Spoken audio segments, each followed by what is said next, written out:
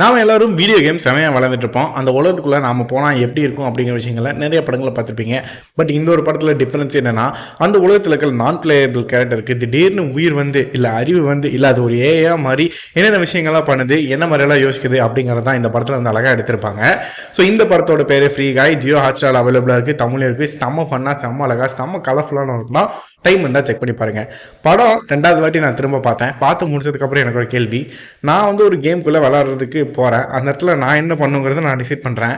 சம்மந்தமே இல்லாமல் வேற ஒரு கேரக்டர் ஏதோ பண்ணி அது தானாக யோசிச்சு என்னென்னமோ பண்ணிட்டு இருந்தேன்னா, ஓவராலாக அந்த கேமில் ஒரு ஸ்டோரின்றது ஒன்று இருக்கு இல்லையா, அது அடிப்படாதா?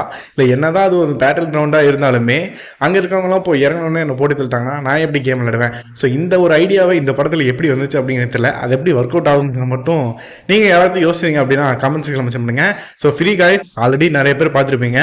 உங்களுக்கு இந்த படம் எவ்வளோ பிடிக்கும் அப்படிங்கிறதையும் கமெண்ட் செக்ஷனில் மென்ஷன் பண்ணுங்க. நான் யோசிச்சது சரியா இல்லை தப்பா?